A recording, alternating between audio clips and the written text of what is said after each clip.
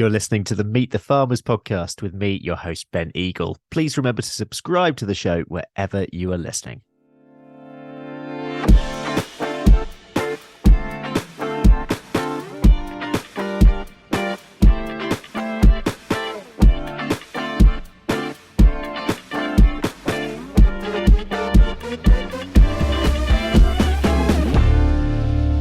Hello, everyone, and welcome to this bonus episode of Meet the Farmers, which is being made in association with Nethergill Associates, who are a specialist farm consultancy based in Devon. And today we're asking quite a big question, and I'm sure it's a question that a lot of you will be very interested in from different points of view. But that question is, what is the maximum profit potential of your farm business? And indeed, is it actually possible to work this out? Well, further, for years, nature's been seen by some as an economic burden on farms, that somehow, in order to boost biodiversity, this has to come at an economic cost to the farm business. Well, we'll also be challenging that notion today. I'm joined by Chris Clark and Brian Scanlon from Nethergill Associates. Chris and Brian argue that far from being a business burden, nature has a critical role to play in supporting farm profitability. Over the last 4 years, Nethergill Associates has worked with nearly 200 farms to show that farm businesses can improve their overall resilience by seeking what they call a farm's maximum sustainable output, or MSO. We're going to be talking about that a lot today, so remember that acronym. MSO is the sweet spot in which a farm business will be at its most profitable, nature will be at its most optimized. And Chris and Brian calculate it using mathematics.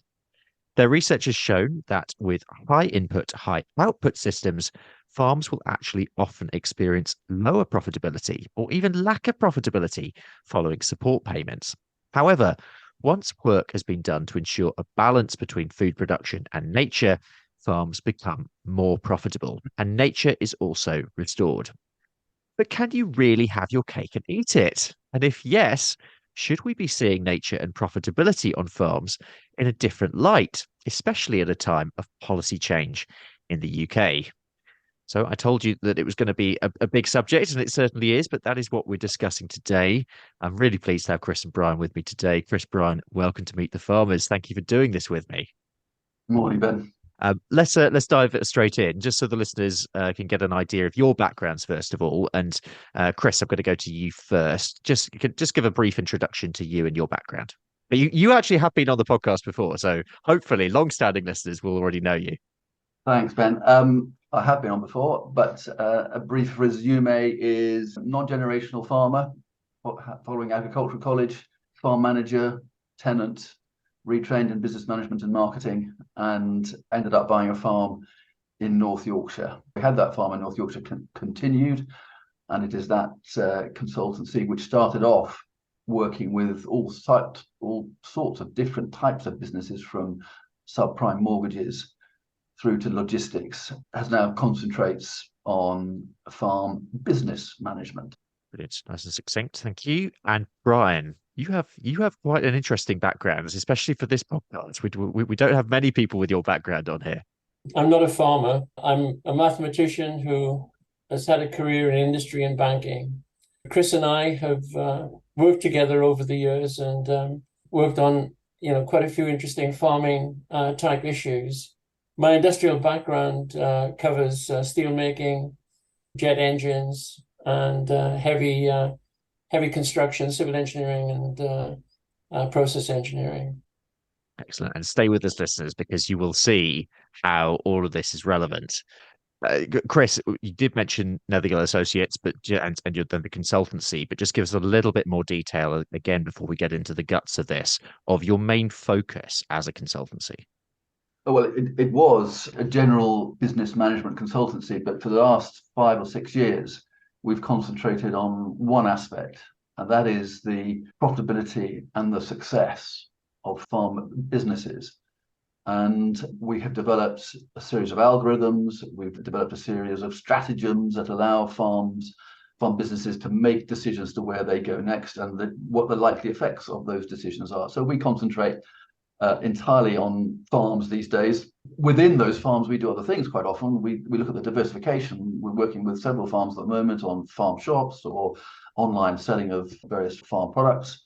So the previous management consultancy experience is still used with other aspects of a farming business.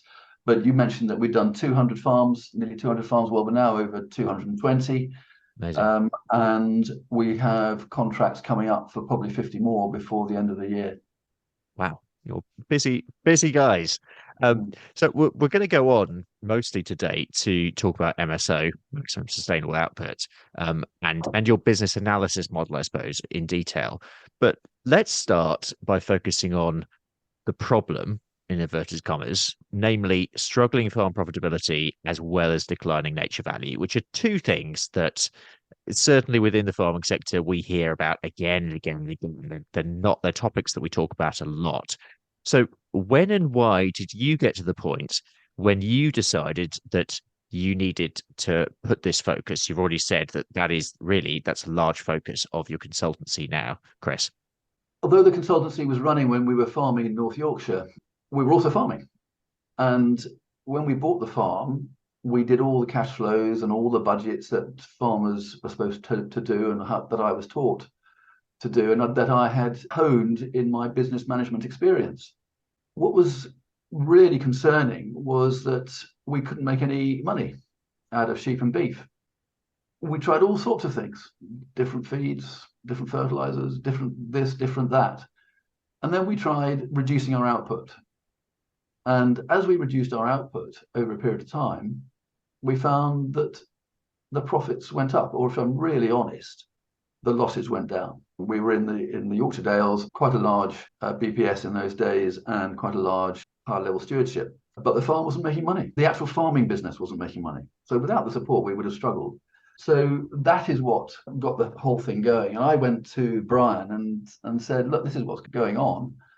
And he said, it's not possible. This is not what happens in business. There is a standard theory which says, as you produce more, you will make more money. In farming, that doesn't happen, and we'll explore that this morning. Indeed. Just a passing comment on that, actually, Brian, in terms of not coming from within farming, but having now this overall knowledge and actually overlook into farm businesses. Do you feel that actually in the farming sector, we perhaps don't look outside as much as we should be, and we are perhaps restricted in the way that we see the world? Not necessarily. It always helps, of course. But in this instance, the standard economic model of the firm is widely known, widely accepted. It works on the principle that variable costs vary linearly with output. And that was the reason behind my comment to Chris that you can't possibly make more money by downsizing. Anyway, he said it with such conviction, I thought perhaps he's right. We'd better try and find an explanation for this. And that's the story of MSO. We're going to go on to discuss the detail of this, but Chris, I mean, is it possible? Because I mean, this is one of the things we're challenging today. But is it really possible to put a figure on the maximum? I'm putting the stress on the word there. The maximum profit potential of a farm business, and we're just talking about the theory, the principle. I think the question to answer first is, what does profit mean? Because profit is bandied around. So in our case, and when we're working with farms, we have several contributions which contribute to a profit. But in this case, and during this discussion, the profit will mean your variable costs and your fixed costs added up and subtracted from your output before support. We want to know, and farm businesses should want to know, how much profit, output before support minus variable and fixed costs, how much profit the farm business is contributing to whatever they're doing in that farm before support. And that is important because support is deteriorating, going down, uncertain, not knowing where we are. So as business people, and we treat farmers as business people rather than purely farmers, when we go onto a farm, we don't tell a farmer how to run a farm. We look at where they are in business terms and then relate that to the farming situation that they are in. So profit is difficult. And it depends upon the size of farm. Will that profit contribute to farmer drawings? for example. So the bigger the farm, the more contribution you'll get to farmer drawings. So when you want to know what the maximum profit is, there's all sorts of criteria that need to come into this. And most farms would like to have a profit that covers their variable costs, covers their fixed costs, and makes some contribution before support to their family drawings. The ultimate limiting factor is area. The size of the farm is the critical limiting factor to farm profitability. Beyond a certain point, you can't improve nature in the way that you improve productivity in a factory. Yeah, this is absolutely key point here, isn't it? And sticking with the theory, sticking behind the idea of that, the other key thing is energy here. And listeners, again, stick with me because it may feel like we're going off on a tangent, but we're really not. Let's discuss energy because that's key to the context behind MSO. Farmers don't often see themselves as energy producers and consumers, particularly both of those things. And if anything, they use the word food producers. I'd love to say we're food producers. But why do you think it's key for them to recognize the role of energy in their business, Brian? There's two kinds of energy that are important when looking at farming. One is the free energy that you get from natural resources, principally the sun. We call that free issue energy. And it's really quite valuable and it's quite abundant. Every square meter of the planet gets 1.38 kilowatts of sunlight energy on it when the sun is shining. So in one sense, the mission of farming is to convert that energy in the most efficient way into food products at the end of the day. The other energy component is really industrial energy. And that comes with when farmers buy in products such as fertilizers or food concentrates. And so we've got this problem of two types of energy in farming, which are driving two sets of costs. The first objective is to make sure that you use all the free issue energy. And what we found is that at the point when you've used the last amount of that, you're at the MSO point. But there are other ways of getting there too. So, Ben, we were at a DEFRA meeting in London last week, in fact. And I started off the meeting by saying that the farming industry is one of the most, if not the most, important energy producer in the UK. Farmers think that they produce food, which they do, but food is a fuel, and fuel is energy, and energy that the farmers produce is subject to exactly the same laws of physics as anybody else in the energy industry, whether they're renewable energy or fossil fuel energy. So a lot of this is about mindset shift, and one of the things that you and I, Chris, have discussed when you our podcast here previously, and also when we were speaking on Nature Friendly Farming Network podcast as well, was this idea of nature being a stakeholder in your farm business. And then again, this is the other aspect of it because it is inextricably linked. But let's just, for the purposes of this podcast that we're recording at the moment, just return to that. And can you just explain the nuts and bolts about what that means by seeing nature as a stakeholder in your farm business? If I was to invest in your farming business, Ben, I would expect your farming business to pay me a dividend. Okay. And that then is a liability. There's a cost to your business because you have to pay me some sort of cash for me being a shareholder. But nature, which the revenue stream that is available to farm businesses, nature gives that to farms for nothing. It is a bonus. And you need to treat that nature as a shareholder and look after it and stroke it and make it better within your farm business, because as you look after nature, the natural capital, the revenue up to a point will increase. And if you're looking after nature, by definition, your industrial energy has gone down. And so your margins, your contributions are going to go up. And I think bringing it all together, that turns us towards MSO, maximum sustainable output. Just explain again what it is and particularly how it helps a farm business or how MSO in itself helps a farm business to put a figure on what it is.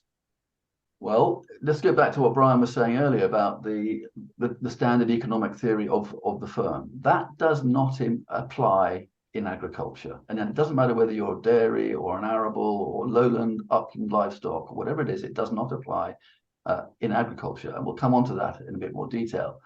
But if you go to the MSO, the maximum sustainable output, or what is becoming more commonly used is the sweet spot in farming, you will maximize, as a farmer, you will maximize your profit. You will optimize the nature associated with your farm business and the landscape in which your farm business works and operates. And you'll minimize the net energy burden.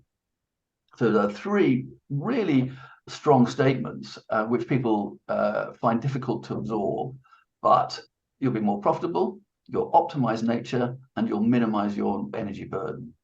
That's what MSO does. And I mean, some people listening might be there might be two little words which are coming into their head right now, and those are natural capital. In terms of how this relates to that, how is this different, or how does it actually view natural capital as a resource? So natural capital is available to every single farm, and it's in a form that most other industries don't have access to. This is free issue energy. 1.38 kilowatt hours of solar energy per square meter is available whenever the sun is shining to every single farm. And as a business person, you need to be driving as much food production as you can using that. And when you do that, the natural capital, because that is what solar energy is, that the solar energy will drive carbon, it'll drive fertility, it'll drive all sorts of things. It drives revenue, it reduces variable costs, it reduces the amount of industrial energy, and it doesn't matter whether you are overproducing on your farm or underproducing. The MSO is the point at where you optimize your nature, you maximize your profitability, and you reduce your net energy burden.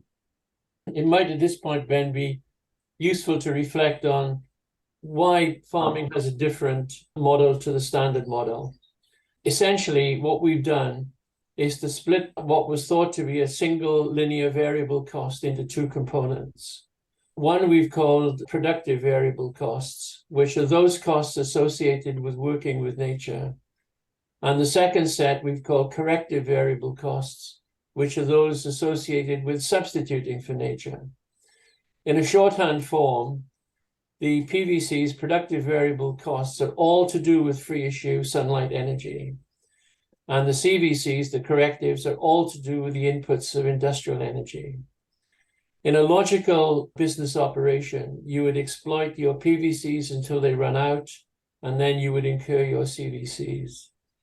That inflection point is the MSO point on a farm.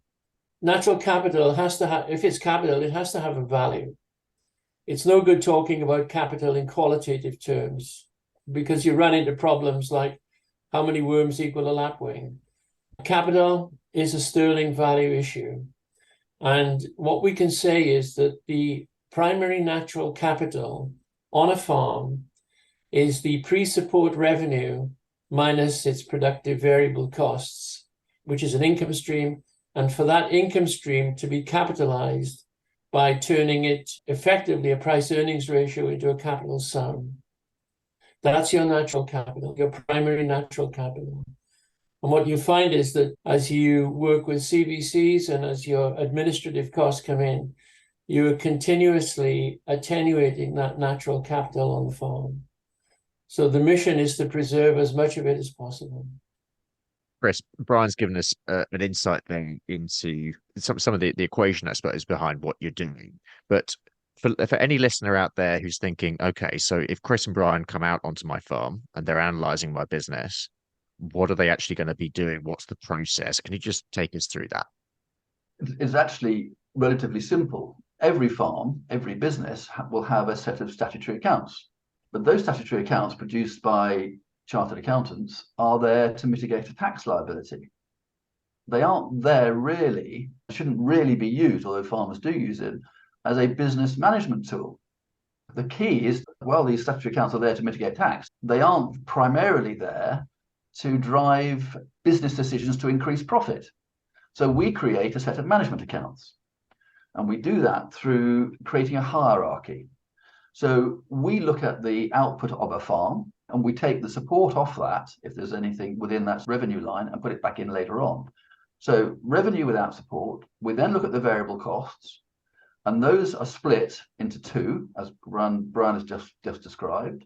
The PVCs, the productive variable costs working with nature, and the CVCs, corrective variable costs substituting for nature.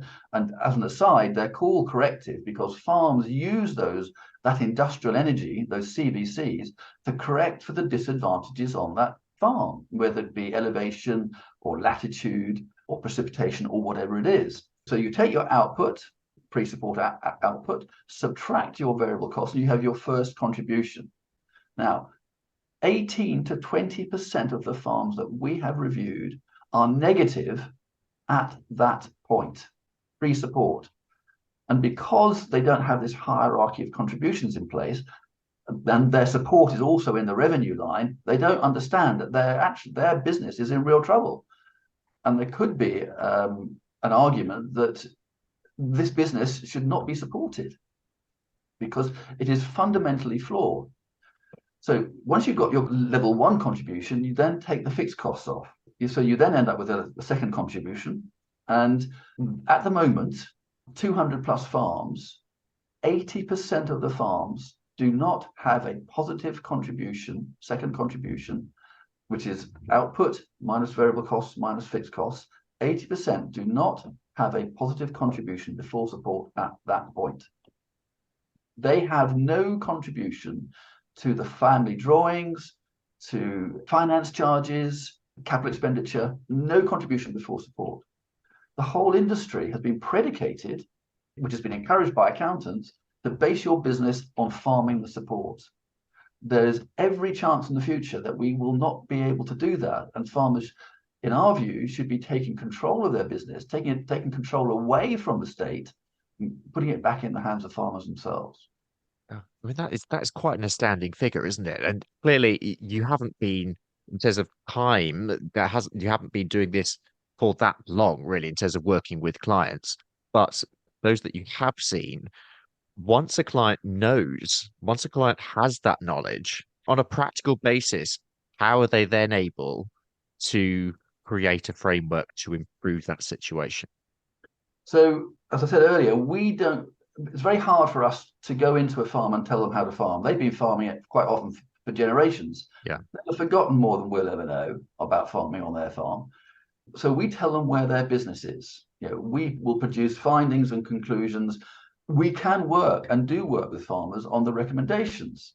For example, quite a big farm, 1,200 acres, 1,000 ewes, bull beef unit.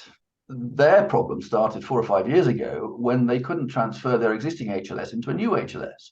Yep. So their cash flow went all haywire. They started moving to MSO. They now have 350 odd ewes, 75 belted Galloways finishing off grass now. I helped them make that decision, but the decision was made by them. There are some common features to improvement in performance. Number one is to try and minimize or even eliminate your CVCs. Now, that will involve a reduction in output, but it's our experience that that initial reduction will recover in subsequent years as MSO tends to grow and the fertility of the soil improves. The second thing is that fixed costs are an important element in farm profitability. Very few farms are profitable when their fixed costs are more than 40% of their pre-support revenues. And very few farms can meet that test. Those two things, together with some farming issues, those being business issues, are important. The ability to feed animals all year round on grass.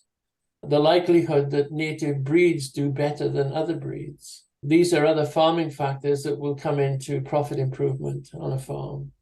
Brian, taking this beyond farming for a second, I mean, clearly every single business, no matter what your business is in, will have an impact on the natural world in some way. It will be exploiting some sort of resource somewhere along the chain. So what's the capacity of MSO, of this system, to actually analyze any type of business, farming or not? The MSO theory will work whenever there's an element of nature having an impact on a business. It's all about separating energy types. The problem with industrial energy is that it's not always realized, but the energy content of the input can never, ever be recovered in the output of food. That's not possible. It's an easy trap to fall into. But at the end of the day, it's an impossibility. If we were able to do that, we'd have perpetual motion machines. Now, these traps are not obvious to many people in business and industry until they're explicitly pointed out. And they do exist in farming. It's been masked by the fact that PVCs tend to dominate in terms of their contribution to profitability, and they mask the effect of CVCs unless the CVCs are excessive. And when they're excessive, farms get into trouble very, very quickly. The energy that goes into fertilizer or purchase concentrates or sprays or non-essential vet and med, the energy that goes into those type of commodities cannot be recovered when you sell your food with food as a fuel as energy. Not possible. And because you're paying for the energy content in those inputs with a real cost. The energy content of your PVC is essentially free. You've got to husband the farm, of course, but the real contribution of energy is free to you. Could we return to the notion of profitability for a few minutes again? I mean, Chris, at the beginning of this interview, you spoke about that, but I just want to reflect on profitability, I suppose, more in terms of the culture in farming, really. That we talk about profit and we talk about farming being a business and we talk about farm businesses increasingly, I think. But to what extent is you speak to dozens and dozens of farms. To what extent do you see profitability as being the most important aspect of the driver of their business? Or are we always going to be in a stage where there are multiple sort of factors of success? Where does profitability sit as you see it in terms of the priority of the person running the business? It's quite a hard question. Well, it's rare that we see profitability as a driver. What we see as the main driver is what farmers call productivity. What they actually mean is production, output. They want as much production as possible. Now, farmers have been educated and are encouraged by authorities, whether it's DEFRA, RPA, Natural England, NFU, CLA, or whoever it is, to try and produce as much as they can. That is the wrong measure.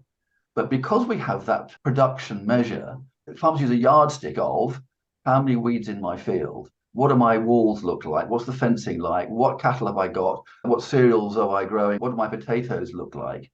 And you can't see their balance sheet or their P&L account. But the P&L and the balance sheet are the only true measures of a successful business, whether it's farming or ball bearings or BMW or SO or whatever it is.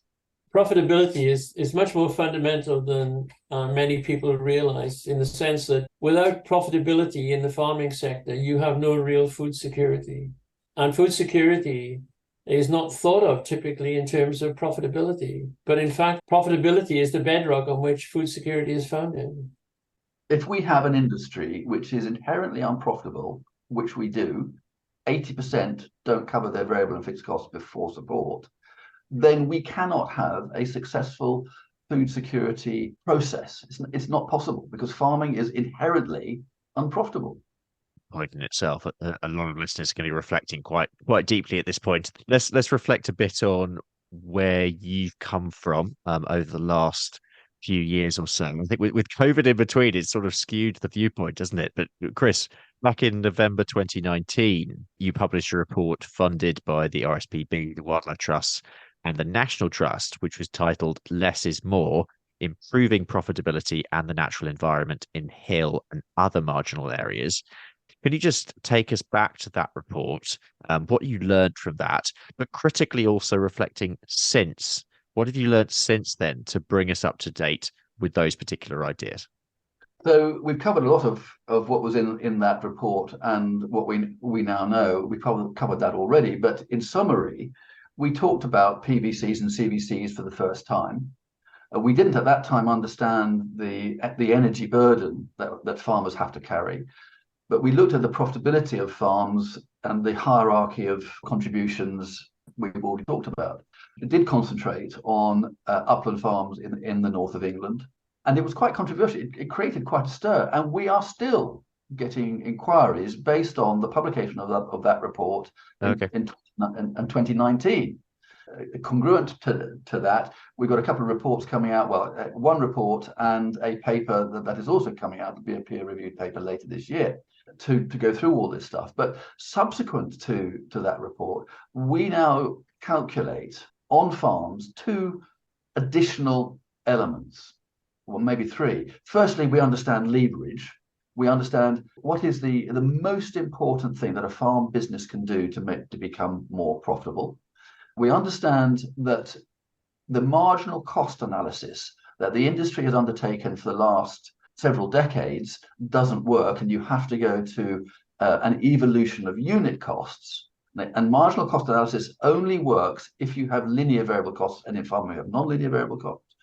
And the other thing we now know is the energy balance on farm. We can calculate on every farm how much free issue energy they have available, how much they need to be at their most profitable, and what happens if they go beyond that in using industrial energy, food, fertilizer, etc. And what happens if they don't get as far as MSO, that they are underproducing. Underproducing is as problematic as overproducing. Again, another good point to reflect on. I mean, less is more, as you've said there, obviously related to upland farms, and you've worked with a lot of other farms since then. But I just almost want to focus on the uplands for a bit, because certainly when it comes to a policy level, if we look at ELMS, say, if we look at support payments and the reform of support payments, there has been a bit of tension, let's say that, as to how the uplands deal in comparison to lowland farms.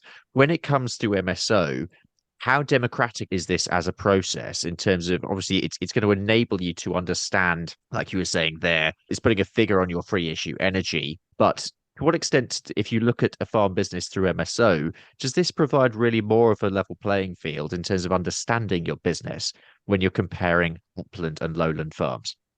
The principles apply to all farms. And the one concept that we haven't discussed, Ben, is the concept of the managed landscape. It's been managed to produce food by farmers for centuries. As that happened incrementally over the centuries, nature has adapted, attempted to create a balance with that type of farming. We wouldn't have the hay meadows, particularly the upland hay meadows, of which there's only, I think, 10% left, of which I think 90% of those 10% are in the north of England. So without this managed landscape, we wouldn't have the type of biodiversity and habitats that we already have. So in the uplands, do we try and get back to a farming and nature equilibrium, or do we just let it rewild? The proponents of rewilding have to understand that any change in equilibrium will take up energy. Doing nothing takes energy. Just returning to some of the maths on this. Obviously, when you do your analysis, say you're working with a farm, I don't know, in 2 weeks' time, and you go and do your analysis and you work out the MSO at that particular time. Brian, what are the maths on how variable your MSO is? So is it possible to, say, improve that figure over time? It is possible. The mathematics is essentially quite simple, and the measures are quite accurate. The proof comes in time as the farm changes its practice by adopting MSO and moving on. It reinforces the calculations, or at least it confirms the calculations on which they were based. They're all pretty sound. In general terms, the lowest MSOs we've come across are around 75% of current output, and the highest ones are around 95%. So the batting average is between 83 and 85% at the present time. Let's turn towards food security, which we have already mentioned on the pod so far, but I think it's worth going into this in detail again to really just try and understand again the culture behind this. So at a time when food security is particularly high on the agenda, What is your message? And I'm going to say to both of you here, what would both of your messages to be to anyone who is still arguing that we need to focus on yield as opposed to profitability? We've already said that if a farm isn't profitable, then it undermines the whole basis of everything, including yield, because if a farm isn't profitable, then it's not sustainable going forward, and you're going to have personal issues, etc. But yeah, just a message from you to anyone who is still thinking in their mind, no, I need to still focus on yield. We get this question asked of us a lot when we're in public meetings, and I suppose the most recent one I did one in Cumbria, and Brian and I did one in Northern Ireland. And in Northern Ireland, at several meetings, farmers would say, we need to feed our country, we need to feed the world. And of course, you can't do that unless you are in existence. And the farming industry has relied entirely on support to be in existence, and that is changing. So you have to be pragmatic about this and say, our first priority is to feed our family. Our second priority is to make the business work. Those two may be interlinked significantly. But our third priority is to produce food that's going to feed the rest of the world. And you can't do that unless you run a profitable farm business. And the industry overall has to be profitable. And the current business model is not working. This drive for production does not give us the food security that we believe it does. Lastly, before Brian comes in, which I expect he'll want to, is that as you go to MSO, as you move to this sweet spot, the MSO moves to the right. It improves. And there's not a single farm where that hasn't happened. If you're overproducing and you reduce your output to move towards MSO, as you do that, particularly if you're a heavy user of fertilizer, the soil fertility changes, the soil structure changes, the mycorrhiza in the soil change. And as you do that, then the MSO moves to the right, it improves.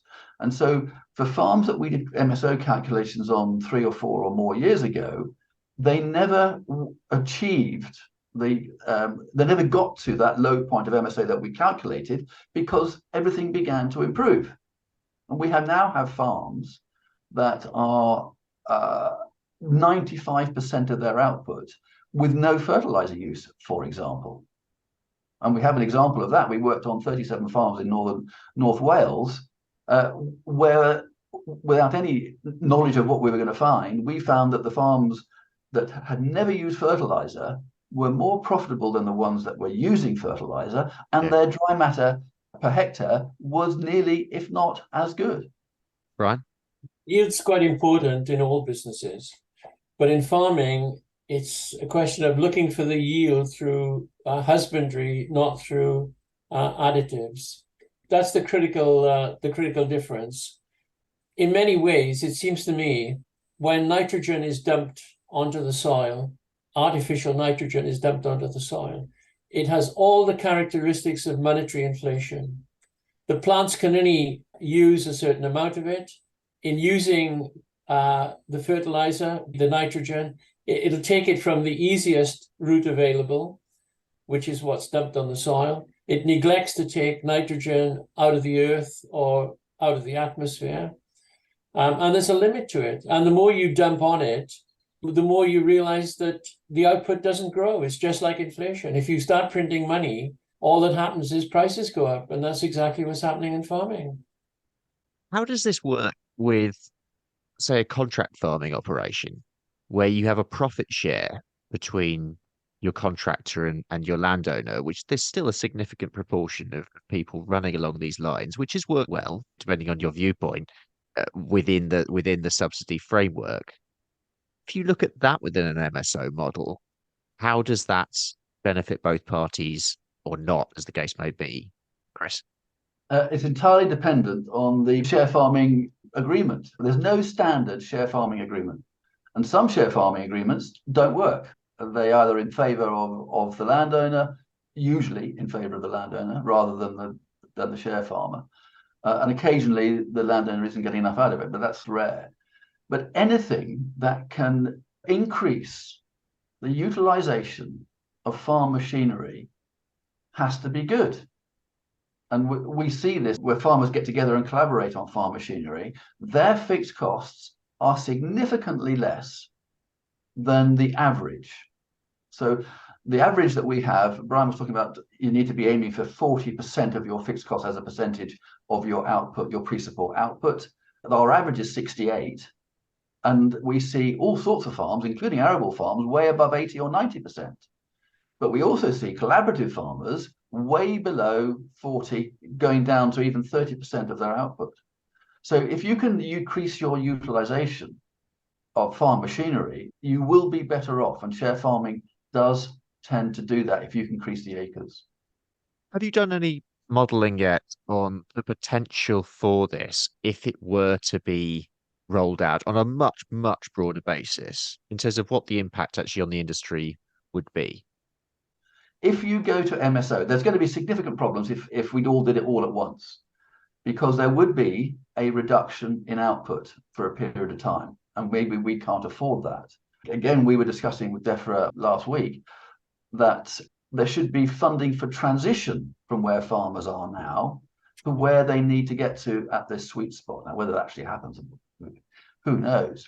But if you go to MSO all in one go, there will be a reduction in output, and that will cause us problems. So it has to be phased in. But once you get to that point, and that may be 3, 4, or 5 years later, then we will be up to somewhere very similar levels of food being farmed and produced. But not only that, natural capital will be enhanced. It may not be the sort of natural capital that a lot of people want, in that nature is being allowed to decide itself, because nature only acts in a random way. So natural capital will be optimized for that particular type of landscape and that particular type of farm. And you could also argue that farmers, particularly livestock farmers, will be at net zero. Contentious. But the net energy burden on that farm and therefore on society is minimized. It's probably best to look at the issue on a community basis. We've looked at groups of farms ranging from groups of 20 to groups of 50. And what we've done is to look at the pattern of profitability. And we take their pre-support profit, in other words, their second contributions. And by simply ranking them in order and accumulating the level of profit, we produce a pattern of profitability for the local economy. Almost all these communities will grow in profit to around, 20%, 30% of the farms involved. And then the community profitability reduces thereafter, often going negative and ending up severely negative. What we know is that when we apply MSO to those farms, we can usually cut out all the negative profitability in the community.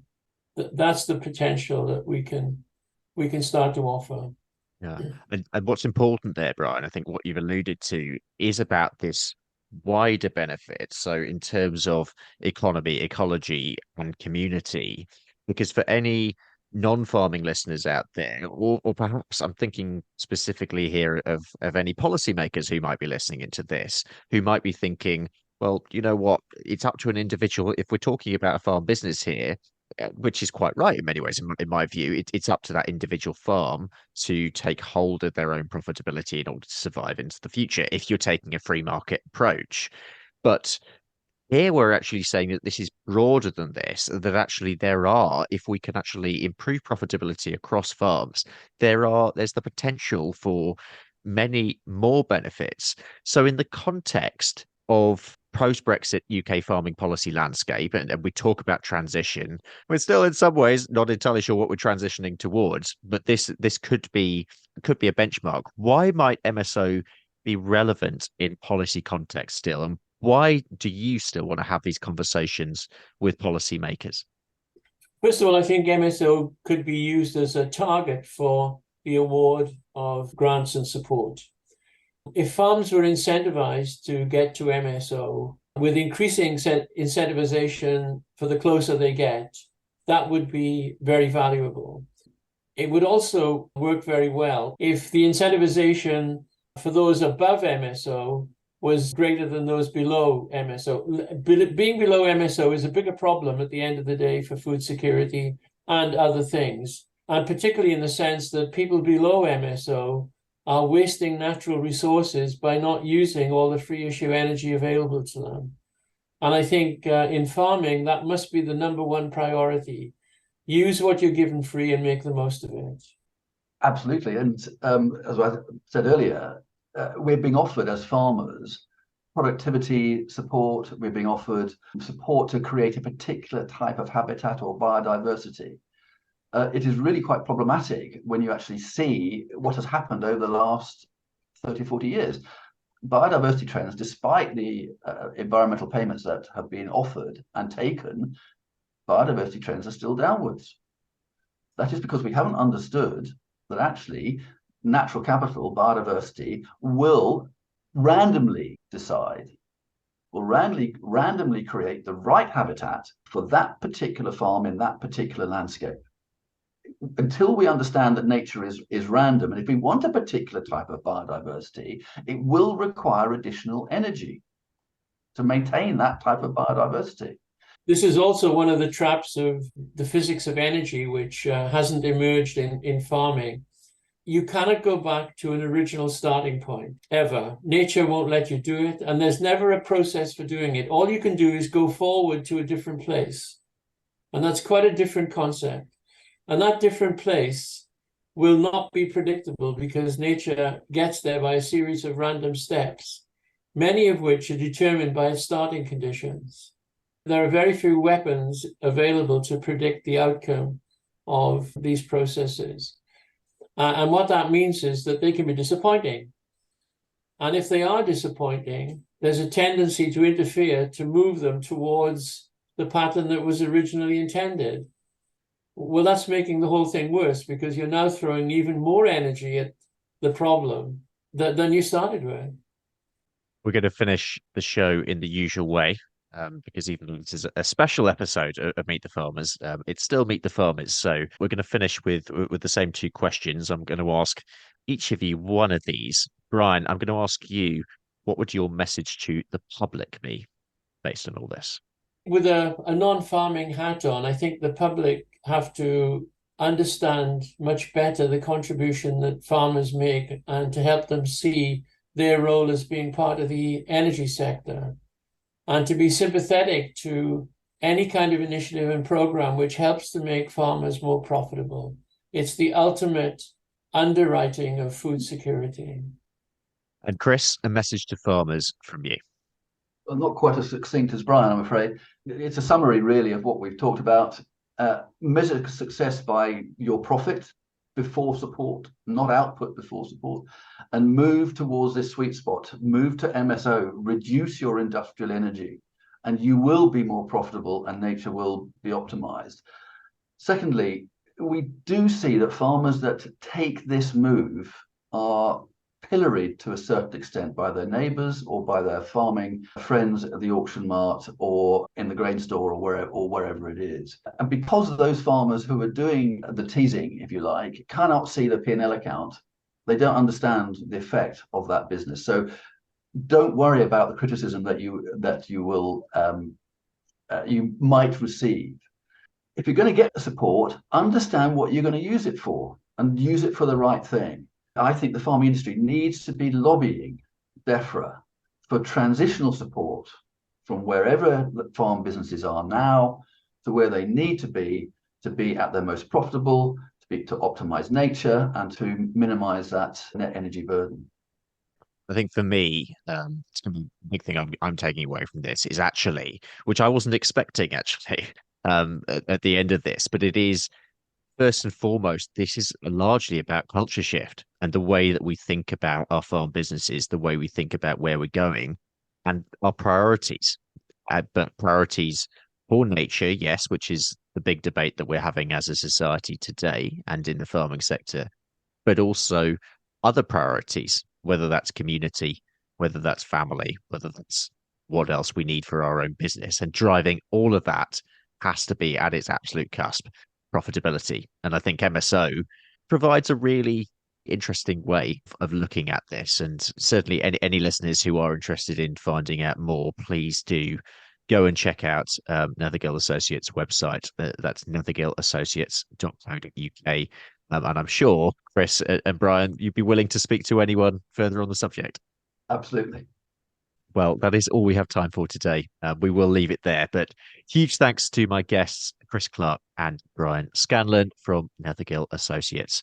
And like I say again, if you'd like any more information on maximum sustainable output, or you'd like to contact Chris or Brian to find out more about how Nethergill Associates can help your business, you can find their contact details in the show notes or just visit nethergillassociates.co.uk.